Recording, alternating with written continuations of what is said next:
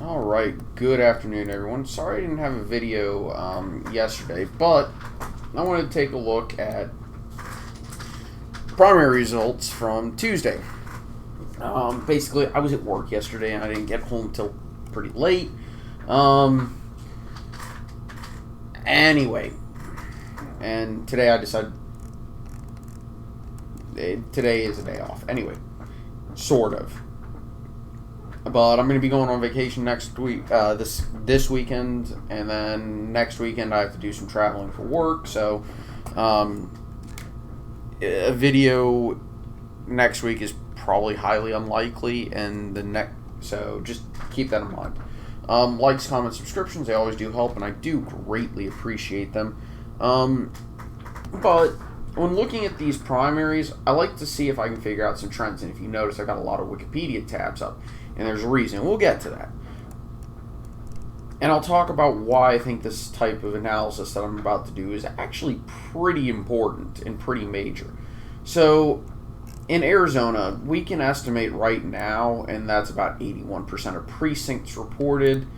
I suspect that there will be another maybe 50,000 votes on the Democratic side. And there was a competitive primary for the Democrats. So, and I guarantee you most of the Democrats just checked the box next to Mark Kelly. But Republicans right now have an edge, and it's a significant edge. And if we look at the 2016 election, there was about 1.3, so that makes 2.3, I'll call it 2.4.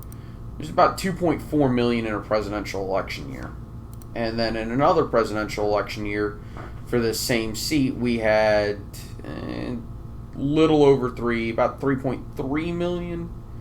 Yeah, 3.3 million votes in the general. This is an off-cycle year, so Arizona actually had an election in 2018, so if you'll excuse me. 2018 Senate election in Arizona. So this will give us a little guide as to where to expect it. And that was about 1.3 million. Yeah, I'd say about 1.3 million votes in an off-cycle election. So I'd expect probably this year in 2022, I'm going to say we should expect about 2 million votes. Republicans effectively have 150, close to 160,000 vote lead right there. And to think about it this way, out of 2 million votes, what does that represent in terms of a margin? Well, we had just over, 1.1 million. So we're talking about a 10% margin in enthusiasm. So I don't think I've explained why I like to look at primaries to determine who's going to come out in a general. And it's because primaries are a good gauge of enthusiasm. The more enthusiastic you are, the more likely you are to take an effort and be interested in who your party nominates or who you nominate, who a party nominates. And the more likely you are to turn out for that party in states with open primaries. So, and that's very important. In a state with an open primary, it's a much better gauge in a state with a closed primary, because closed primaries, you're only allowed to vote for, one candidate, right? You're only allowed to vote for candidates of the party you're registered for.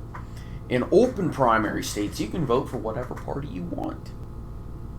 And it's very important in this case, because if I remember correctly, Arizona has an open primary. But I'm not 100% positive. But at the end of the day, even then, primary turnout measures voter enthusiasm for that party. And in this case, Republicans have a massive enthusiasm edge. And I don't think that's being picked up when we look at, I can actually close this page. When we look at the generic ballot, I don't think the Republicans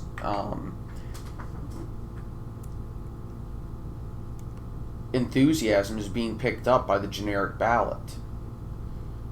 And in some cases, I think it's being, ignored.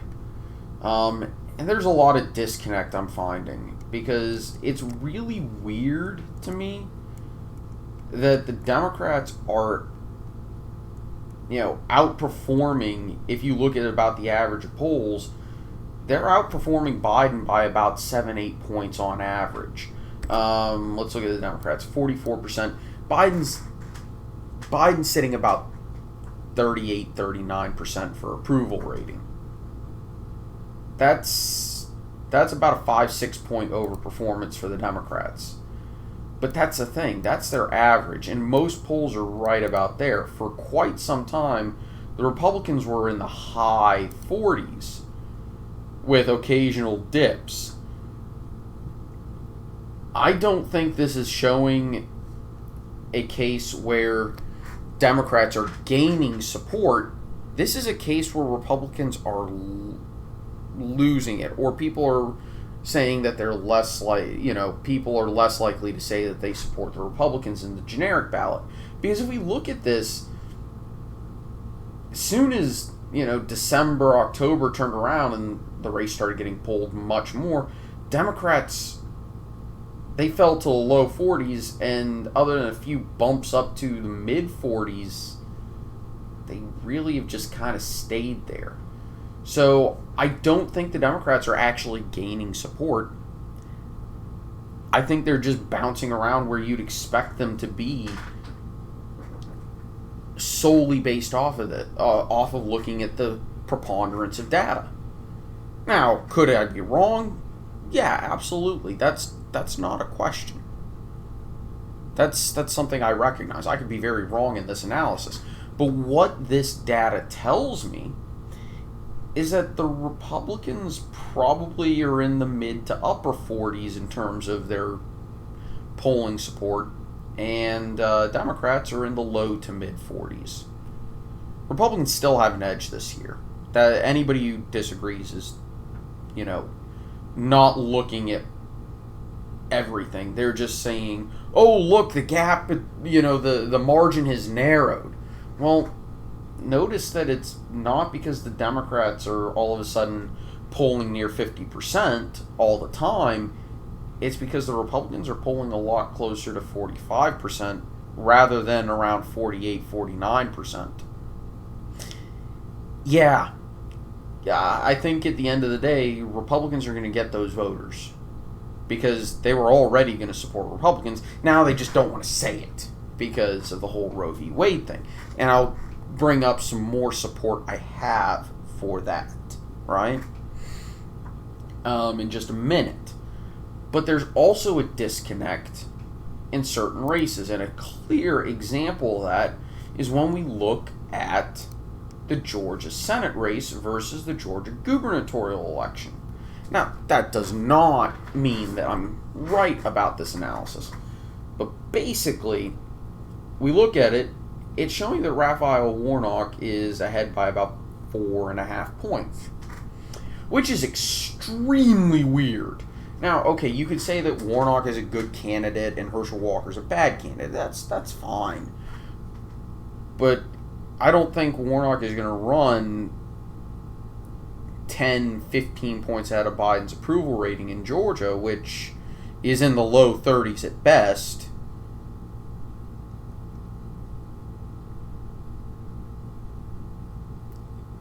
And that's kind of what would be required. And that's what you have to do. The other thing is there's a really weird disconnect. Now, Warnock is just naturally running ahead of Stacey Abrams.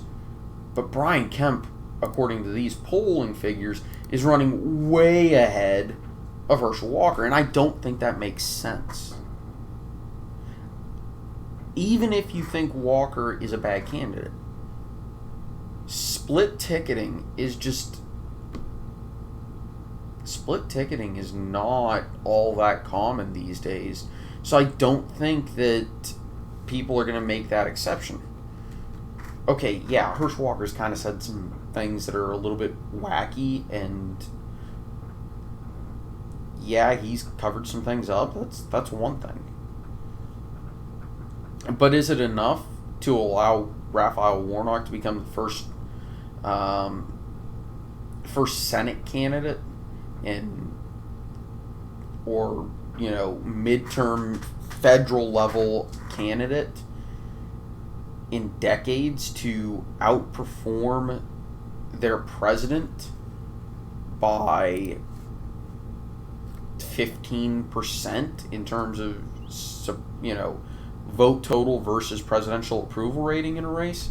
Yeah, no, I don't think so, to be 100% honest with you. I could be wrong. I'm going to flat out say it. I could be wrong. And if I am, well, guess what? That's the case. But, anyway.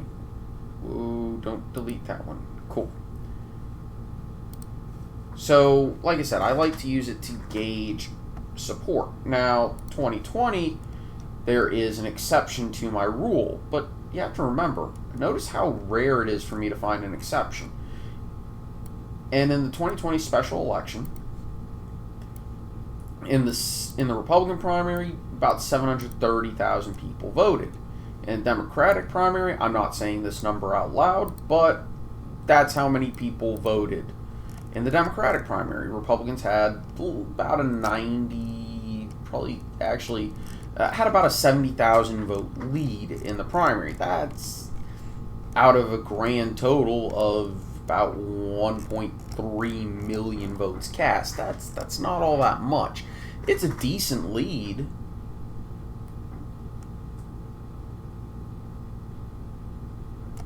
It's about 7% lead. But when you've got well over twice that many votes in the general, then it's a little bit less important. Whereas we look at where I'm going to be expecting turnout to be in November, looking at the midterms tend to have lower turnout than than presidential election years. And there was 1.2 million. I think we'll be closer to 1.5, 1.6 million. Sorry, 2.5, 2.6 million. And in that, you would need about 1.3 million for a majority. Republicans are closer to that by a good margin to begin with. And yes, most of that is going to be in Maricopa County. But when I did a look, Republicans combined beat all Democrats combined in Maricopa County in primary turnouts. Now, that's just because everybody in Arizona, most people in Arizona live in Maricopa. But, And then we go to Kansas, which was kind of interesting. Well, basically, the entire vote has been reported, and, Republicans about doubled turnout for Democrats that the Democrats turned out. And that's significant, and this is for the gubernatorial election. Now, you may be thinking, that's a little bit interesting. Or, okay, so what? It's Kansas. It's not really interesting. Who cares? What's really interesting is the, referendum that the state put out. And, it's a little bit of a weird figure. You had about 900,000 votes. Not even. Less than 900,000 votes combined in the Republican and Democratic gubernatorial primaries, as well as, I assume, the other primaries. Yeah, there we go. So about 700, maybe 800,000 votes. So an extra 100,000 people turned out just to vote on this referendum. And, yeah. So I don't actually think that the issue that Democrats are saying, look at this is great. This decision, it's going to help us mitigate losses in the midterms. I don't think so. Looking at the data, people are just looking at it and making a really bad take, in my opinion. They're looking at this and saying, oh, look, this is a winning issue for the Democrats. No, it's not. If it was a winning issue for the Democrats, everybody who voted no would have voted in the Democratic primary, and Democrats would have beaten Republicans in Kansas in a primary election, which is really difficult, by the way. Instead, Republicans almost doubled primary turnout for the Democrats. Yeah, now you could say, well, that doesn't tell us much because it's a primary. It was in a primary election rather than a general election, and it only became national news, very recently. So maybe not everybody who's going to turn out against it turned out against it. Well, the same argument can be said about the people who turned out for it. So I don't think it really tells us anything one way or another, other than the fact that, guess what? There's a lot of Republicans who don't necessarily want to deal with. There's probably a lot of Republicans who don't want to ban abortion, which you can be one. Think Suzanne Collins or Lisa Murkowski. Then we go to Michigan, and this is the other reason why I have all of these tabs open. So I decided to look at how much primary turnout was for the Democrats, and it was about 930,000, which is reasonable. It's actually pretty good for a primary. And you have about a little over 1 million Republicans. So I think 2 million votes total, and Republicans had about 140,000. So about 140,000 vote margin. So about a 7-point margin, right? Based off of my math. And this is, in a primary where the most popular candidates were all wiped from the slate. I think Republicans are actually in for a potentially big pickup in Michigan this year. Again, based off of expected turnout, based off of the primary, because that's 140,000 vote margin right there. And, well,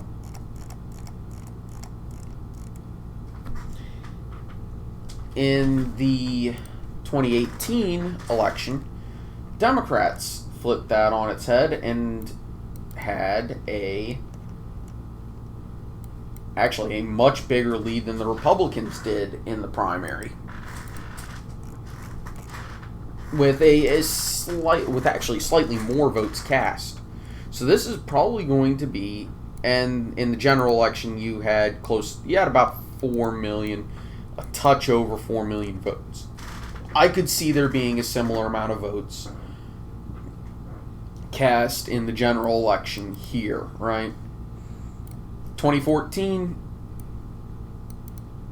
yeah, I can see that's about 3 million votes, somewhere in that ballpark. And the Republicans barely won, as you can see. Well, that's not exactly barely, but the Republicans won that, right? Then we go to 2010. Republican won big time. Holy crap, did he win.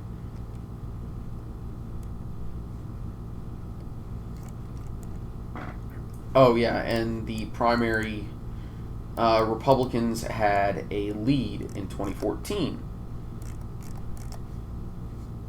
2010, if we look at the general election, about 3 million votes cast, so really depressed turnout. And the Republicans doubled Democratic primary turnout. Funny that. Here's a good one. The Republicans technically didn't even have a primary, but Democrats, in a year where they had about 3.7 million. So Michigan's kind of a fickle state when it comes to voting in elections, weirdly. About 3.1 million votes cast in the general, and Democrats doubled Republican turnout in the primary. And we go to 98, which is as far back as I'm willing to go.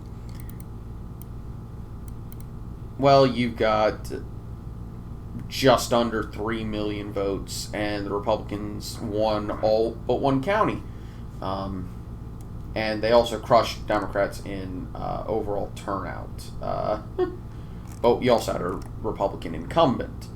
But if we look at this, 1.8, then 1.5, then 1.6, then 1.8, 1.6, you had 1.8. So Republicans have kind of been stuck on a ceiling of about 1.8 million votes in these gubernatorial elections, right? So we'll see whether or not they can break through that. Then we go to Missouri, where Republicans avoided their worst case scenario, where they nominate Eric Greitens. That would have been bad for the Democrats. That would have been real bad for the Republicans if they had done that. So this is probably going to move this seat into safe territory. Washington is kind of interesting. You got about 260,000 votes separating Tiffany Smiley and Patty Murray. And we'll actually see whether or not there's going to be... But we've only got 60% of precincts reporting, which is kind of... this is why I don't like the way Washington does elections, because it takes forever to count.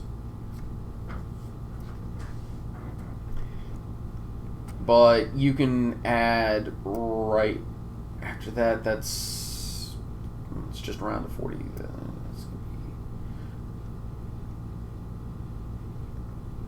be 40,000, 450, so it'd be really 220, and then take another.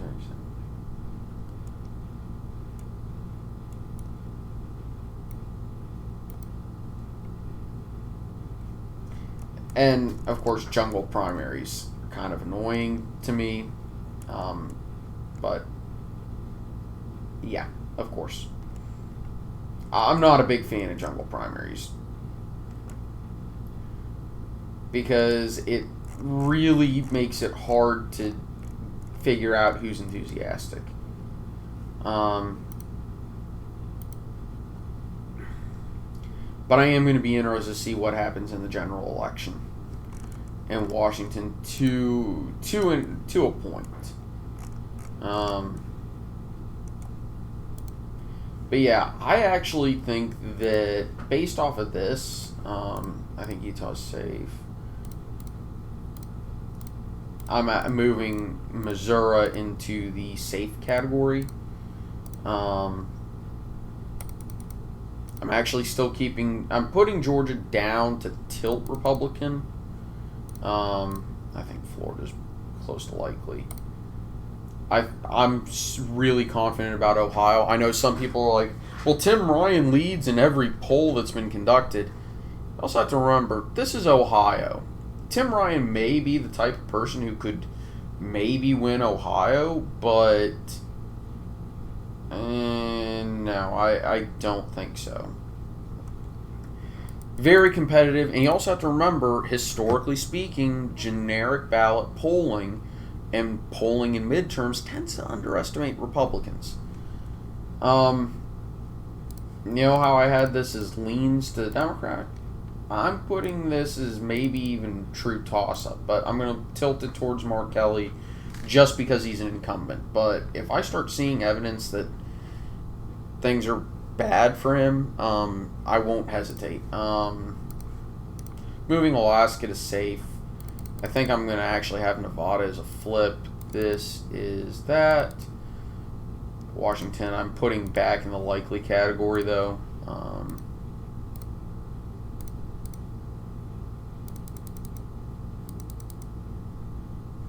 And Pennsylvania, I think I've had it tilt. I'm willing to actually say that Fetterman has an edge right now. Republicans would still have a net of 1 seat right now, but at the end of the day, the Democrats are right now dodging a bit of a bullet, especially if you look at the 2022 map and not 2022 map. If you look at the 2024 map and realize that this is where the Democrats need to be focusing on. And I know there are some people who are just like, oh, come on, Tammy Baldwin ain't losing, what's her name? Klobuchar ain't losing, Stabenow ain't losing, Casey ain't losing,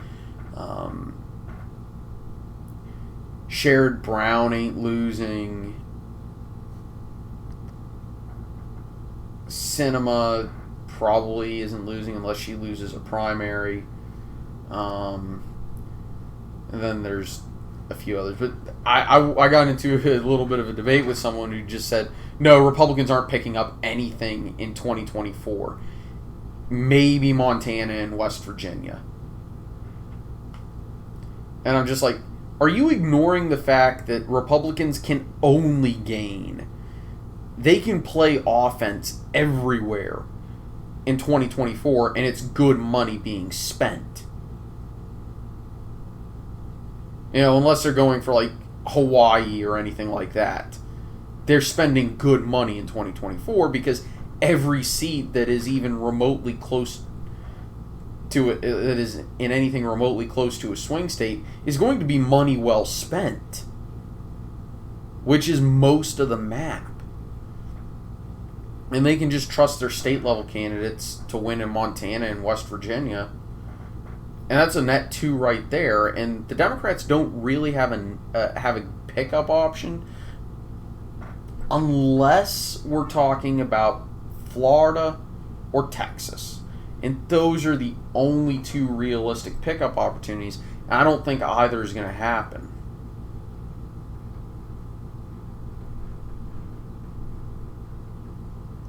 So, yeah, I still think the Republicans are going to pick up seats in the Senate, just because I'm not sure I buy the way people are interpreting generic ballot polling, as well as I don't trust the disconnect between elections in the same state. I could end up completely wrong about this, but we'll see. Anyway, I want you all to take it easy. Have a nice day. I'll see y'all next time. Bye-bye.